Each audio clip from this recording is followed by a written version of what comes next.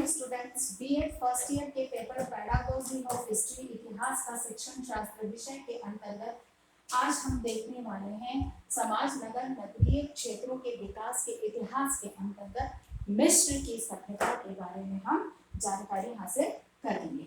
मिस्र की सभ्यता।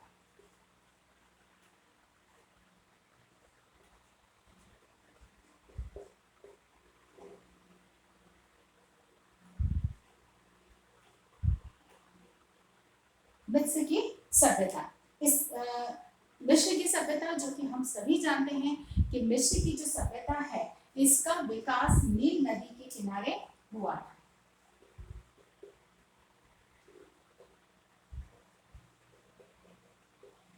नील नदी के किनारे जो कि अफ्रीका के कहना चाहिए कि उत्तर पश्चिमी क्षेत्र में स्थित था, उस स्थान पर इस सभ्यता का विकास हुआ। यह सभ्यता एक तरह से काफी उन्नत समृद्धिशील सभ्यता थी।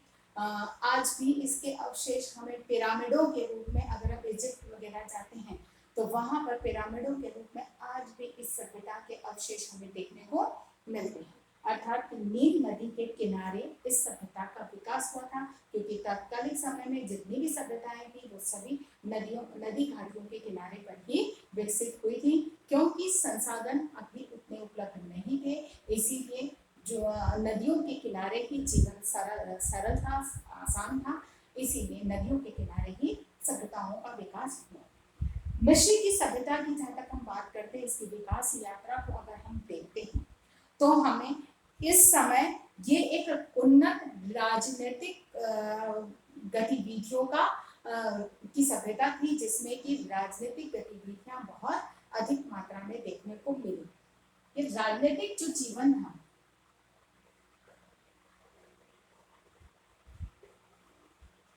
यानी कि यहाँ का जो राजनीतिक जीवन था काफी व्यवस्थित या एक अच्छे प्रारूप स्वरूप के रूप में यहाँ पर ये लोग व्यवस्था बना चुके थे। यहाँ पर जो सबसे पहले फराओ हुआ करते थे, फराओ जो कि राजा हुआ करते थे, राजा को फराओ कहा जाता था। यानी कि वहां के प्राप्त प्रमाणों के आधार पर जो राजनीतिक व्यवस्थाएं हैं यहाँ की बड़ी सुव्यवस्थित देखने को मिलती है, जिसमें कि राजा एक जो उस नगर सभ्यता, उस क्षेत्र को के विकास में या उस क्षेत्र की समस्त व्यवस्थाओं को सुव्यवस्थित करने या नियंत्रित करने के लिए एक प्रमुख व्यक्ति हुआ करता था, जिसे कि राजा, हम राजा कहते हैं उसे। वहां पर उस समय फराओ कहा जाता था। फराओ के साथ में अन्य जो लोग थे उनमें पुरोहित, फराओ के साथ में थे पुरोहित, कर्मचारी,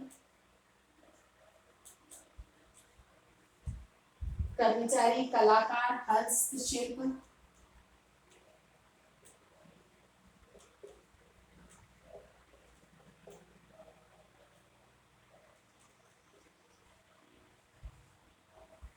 हस्तशिल्पी और सेवक। ये एक पूरी चेन जिसको हम कहते हैं ये हुआ करती थी, जिसमें कि एक स्टेप बाय स्टेप हर एक के कार्य विभाजित थे। ऐसा प्रतीत होता है कि जो पुरोहित है, जो कि हम कहते हैं कि देवी आराधना के लिए या देवी देवताओं की पूजा के लिए एक व्यक्ति निश्चित होता है, जिसे हम पुरोहित कहते हैं। अर्थात पुरोहित भी हुआ करते थे। इसका मतलब लगता है कि तत्कालिक समय में दैवीय शक्ति में विश्वास किया जाता था। फिर अन्य कर्मचारी के सहयोग के, क्योंकि राजा फराओ अपने शासन को सुव्यवस्थित ढंग से चलाने का कार्य करता था, जिसमें कि वे अपनी प्रजा की आंतरिक व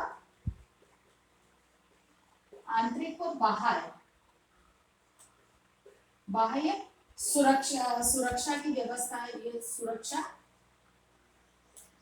सुरक्षा व विकास के लिए योजनाएं बनाता था। यानी कि सुव्यवस्थित ढंग से कार्य होता था, क्योंकि अपनी नगर, अपनी प्रजा जिसके ऊपर की राजा शासन करता था, उनकी बाह्य आक्रांताओं से रक्षा करना तथा उनके विकास के लिए, उनकी सुरक्षा संसाधनों को जुटाने के लिए, उनकी सुख सुविधाओं को ध्यान में रखने के लिए वे योजनाओं का निर्माण करते थे। और इन योजनाओं के निर्माण में वे एक समिति का निर्माण करते थे। ये जो योजनाएं बनाई जाती थी इसके लिए समिति बनाई जाती थी, जो कि सामान्य लोगों की समिति हुआ करती थी। एक तरह से कहा जाए कि एक कर्मचारियों का पूरा एक समूह हुआ करता था, जो कि इस राजा को योजनाएं बनाने में सहयोग प्रदान करता था। उसके बाद यहाँ पर जो एक तरह से कहा जाए कि इस समय शक्तिशाली राजनीतिक जीवन का प्रारंभ हो चुका था। इसीलिए यहाँ की जो व्यवस्था है उसके ऊपर हम विशेष रूप से इसकी जो व्यवस्था है उसकी चर्चा या इसके अवशेष हम यहाँ पर फराव के, क्योंकि शक्तिशाली राजनीतिक जीवन प्रारंभ हो चुका था, इसीलिए फराव या राजा की आज्ञा का पालन सभी करते थे। उनकी आज्ञा के अनुसार ही कार्यों का, और इसकी आज्ञा ही जो राजा जो कह देता था उसकी आज्ञा जो है बड़ी विधि और न्याय हुआ करती थी। फराव की आज्ञा विधि व न्याय हुआ करती थी, यानी कि इसने जो कह दिया, राजा ने, फराव ने जो कह दिया वही नियम हो गया, उसी के अनुसार सभी कार्य किए जाएंगे या सभी को उनका पालन करना अनिवार्य होगा। फिर बाद में यहाँ पर प्रजा की फिर बाद में किसानों से भी यहाँ पर कर लिए जाते थे, क्योंकि विकास के लिए संसाधनों की आवश्यकता होती थी। इसीलिए किसानों से, क्योंकि उस समय कृषि ही सबसे मतलब कहना चाहिए कि प्रमुख व्यवसाय हुआ करता था, इसीलिए किसानों से कर वसूली के भी प्रमाण मिलते हैं। यानी कि एक शक्तिशाली राजनीतिक जीवन प्रारंभ हो चुका था, अर्थात कि किसी भी राज्य को चलाने के लिए उसको उसकी योजनाओं को लक्ष्य तक पहुंचाने के लिए अनिवार्य होता था, उन योजनाओं को पूर्ण करने के लिए कि कुछ आर्थिक संसाधन, तो उन आर्थिक संसाधनों के लिए, क्योंकि तात्कालिक समय में कृषि ही सबसे मुख्य व्यवसाय हुआ करता था, अर्थात कि आय इसी से अधिक होती थी, तो किसानों से उस समय कहना चाहिए कि कर वसूला जाता। उसके साथ ही राजनीतिक दृष्टिकोण से इस काल को 3 भागों में बांटा गया है। पहला काल आता है पिरामिड काल। पिरामिड काल जो कि 3400 ईसा पूर्व से लेकर 2500 ईसा पूर्व तक का काल माना जाता है। पिरामिड काल में, जैसा कि नाम से ही स्पष्ट है कि इस समय पिरामिडों का निर्माण किया जाता था। पिरामिड की शासकों की मृत्यु के बाद में उनके तह संस्कार, या कहना चाहिए कि उनको दफन करने के लिए पिरामिड बनाए जाते थे, जो विशाल पत्थरों के बने होते थे और उनको बनाने के लिए कई कारीगर या कामगार इसमें कार्य करते थे। शासक जो यहाँ पर एक वैज्ञानिक दृष्टिकोण से भी विकास यहाँ पर हो चुका था, क्योंकि यहाँ पर जो मृत शरीर था, मृत शरीर, इसी काल में मृत शरीर पर औषधीय लेप लगाकर, औषधीय लेप लगाकर वर्षों तक उसे सुरक्षित रखने की परंपरा या प्रथा प्रचलित थी। यहाँ पर जब पिरामिड के अंतर्गत कोई शासक जो जिसकी मृत्यु हो जाती थी, उस पर ये औषधीय लेप लगाकर उसकी रासायनिक क्रियाओं के माध्यम से उसकी एक ममी तैयार की जाती थी। उस ममी को ताबूत के अंदर या किसी बक्से के अंदर लेटाकर रखकर और उसको उसकी आवश्यक जो उपयोग की वस्तुएं थी उनको साथ में रखकर और वहां पर दफन किया जाता था। उसी के ऊपर ये पिरामिड बनाए जाते थे। आज भी इन पिरामिडों को हम मिस्र में या इजिप्ट आदि क्षेत्रों में देख सकते हैं। आज भी ये परंपरा मतलब पिरामिड अपना यथावत खड़े हैं, जिनको हम देख सकते हैं। फिर यहाँ पर ये पिरामिडों का निर्माण भी व्यक्ति की उसके ऊपर निर्भर था कि जो शक्तिशाली या बहुत बड़ा व्यक्ति था तो उसका पिरामिड उतने बड़े बनाए जाते थे।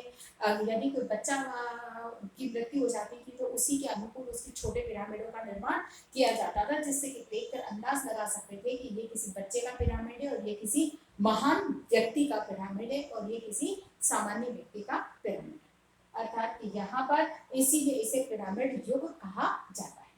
फिर धीरे धीरे जब अब तक क्योंकि फराओ का पूरे अपने साम्राज्य पर अधिकार था और उसके अंदर बहुत छोटे छोटे नगर या कहा जाए कि वर्तमान में के छोटे जिले थे, उन जिलों से मिलकर एक राज्य की स्थापना है, छोटे छोटे राज्यों से मिलकर एक राष्ट्र की का निर्माण होता है, वैसी ही कुछ व्यवस्था उस समय थी। लेकिन जब फराओ की शक्ति कम हो गई और उसने कहना चाहिए कि बहुत कमजोर हो गया, उसका पतन हो गया, तो उसके बाद फराओ के बाद में सामंतों को, है ना, दूसरा जो काल आया वह आया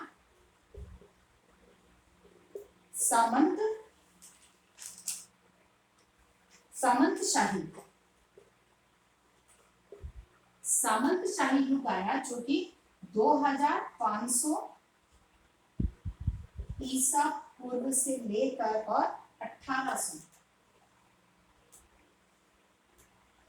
1800 ईसा पूर्व का ये काल है।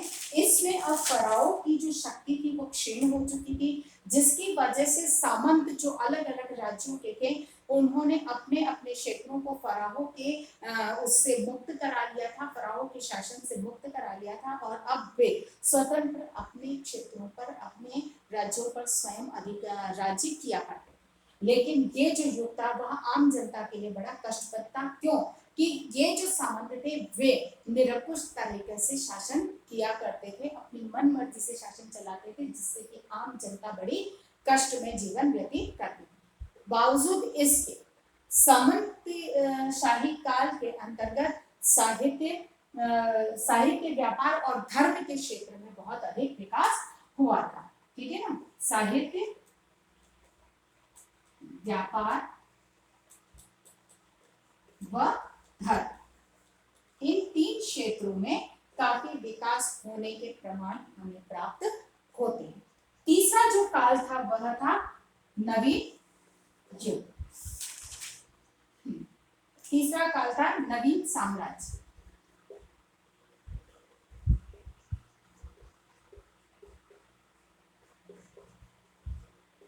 नवीन साम्राज्य ये था 1580 ईसा पूर्व से लेकर 1150 ईसा पूर्व तक का ये काल माना जाता है। इस काल में सामंती युग में हिमकार जाति ने, इस काल में यानी कि सामंती युग के अंतर्गत जो हिमकार जाति थी, हिक्सार जाति ने आक्रमण किया और यहाँ पर मिस्र पर अपना अधिकार स्थापित किया। किंतु यहाँ पर हिक्सार जाति के जब आक्रमण और शासन स्थापित किया गया, लेकिन वहां की जो स्थानीय जाति थी मिस्र के थीवेस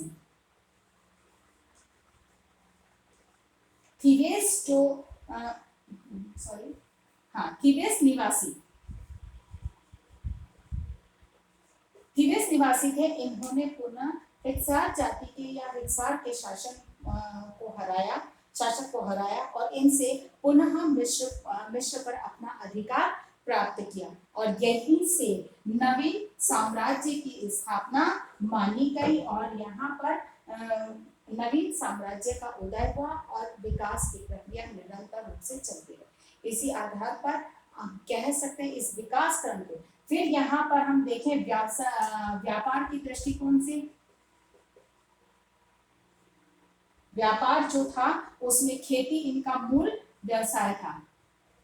खेती में जो गेहूं, जो चना, बाजरा की खेती अधिक मात्रा में हुआ करती थी।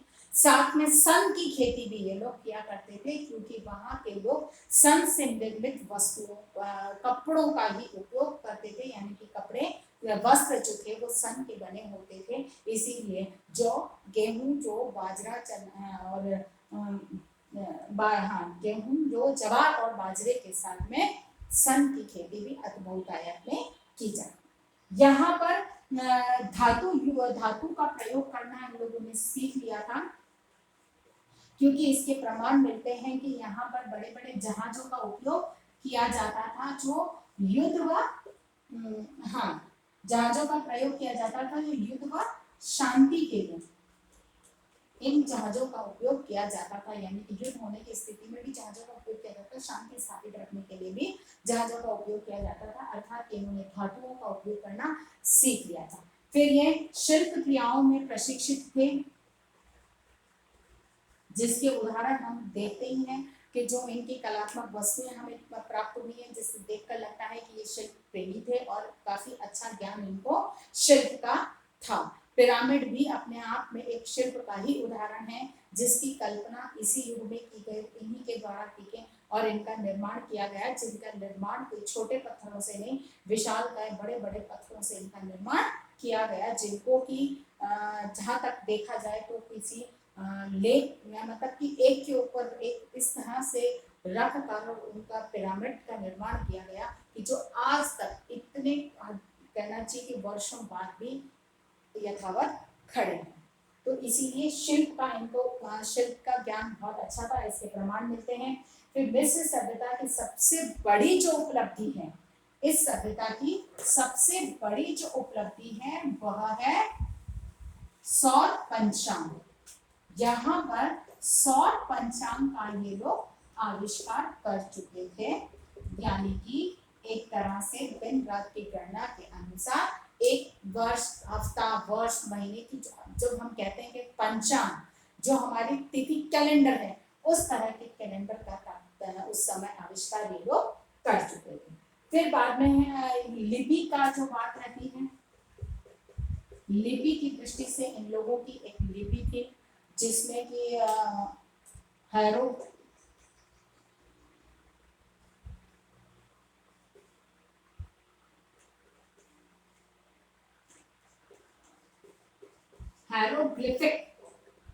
लिपि थी। हैरोग्लिफिक नाम से इस लिपि को जाना जाता था। इसके अंतर्गत अब अक्षर नहीं थे बल्कि चिन्ह, 24 चिन्ह थे, 24 चिन्ह थे, जो कि प्रत्येक व्यंजन का मतलब ये कहा जाए कि प्रत्येक एक व्यंजन का प्रतीक माने जाते थे। ये 24 चिन्ह थे जो प्रत्येक व्यंजन के प्रतीक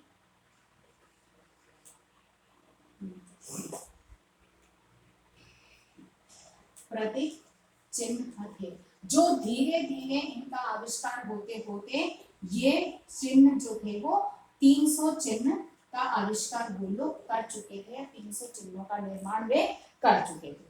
फिर यहाँ से अंकों की दशमलव गणना के भी अवशेष हमें प्राप्त होते हैं कि उन्होंने अंकों की दशमलव गणना करना भी, दशमलव के साथ गणना करना भी सीख लिया। इस आधार पर हम कह सकते हैं कि मिस्र की जो सभ्यता थी वह एक उन्नत और समृद्ध सभ्यता थी। तो हमारा जो आज का प्रश्न है, मिस्र सभ्यता के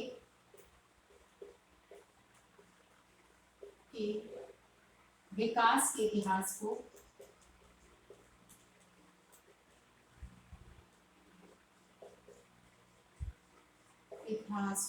स्पष्ट कीजिए। अपनी बात को समाप्त करने से पहले कोविड-19 की महामारी के दौर में अपने आप को सुरक्षित रखें। बहुत अधिक आवश्यकता होने पर घर से निकलें। घर से बाहर निकल रहे हैं तो 3 बातों का ध्यान रखें। मुंह पर मास्क लगाएं, सोशल डिस्टेंसिंग का पालन करें और अपने हाथों को सैनिटाइज करते रहें। स्वस्थ रहें, सुरक्षित रहें। धन्यवाद।